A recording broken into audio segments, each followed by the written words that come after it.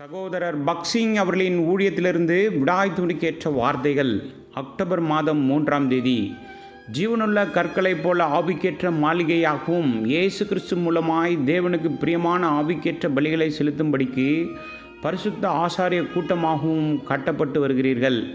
1 பேதுரு புஸ்தகம் 2வது அதிகாரம் 5வது வசனம்.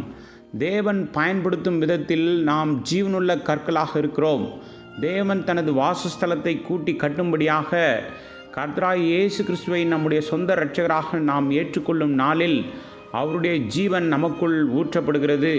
என்னை விசுவாசிக்கிறவனுக்கு நித்திய ஜீவன் உண்டு என்று நம் ஆண்டவர் சொன்னார். நமக்கு நித்திய ஜீவன் இருப்பதால் நாம் ஜீவனுள்ள கற்கள் என்று அழைக்கப்படுகின்றோம்.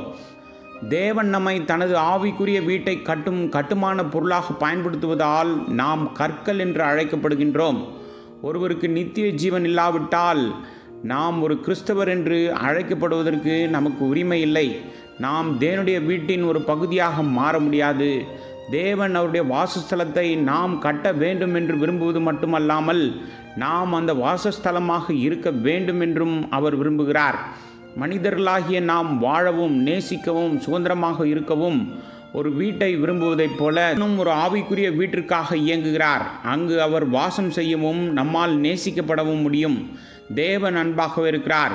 அன்பு என்பது தேவனுடைய முக்கிய குணம் மற்றும் அது நித்தியமானது, உலகளாவியது, தியாகமானது, மாறாது மற்றும் மனித புரிதலுக்கு அப்பாற்பட்டது.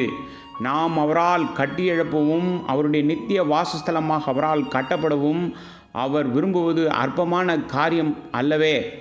ஒரு வீட்டை கட்டுவதற்கு கற்களை பயன்படுத்தினால் முதலில் அவைகள் பாறை படுக்கையிலிருந்து குடைந்து எடுக்கப்பட வேண்டும். பின்னர் பொருந்தக்கூடியதாகவும் சரியான நோக்கத்திற்காகவும் அது வெட்டப்பட வேண்டும்.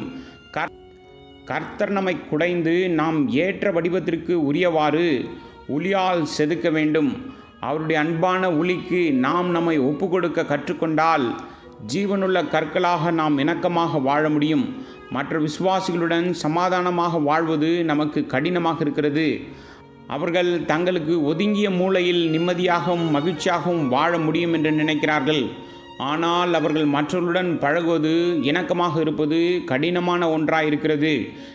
நாம் மற்ற விசுவாசிகளுடன் இணக்கமாக வாழும்போது அவருடைய வீட்டை பற்றியும் தேவனுடைய திட்டத்தை புரிந்து கொள்வதற்கும் நமக்கு எளிதாக இருக்கும். மேலும் நமது உழைப்பும் அதிக பலனை அளிக்கும்.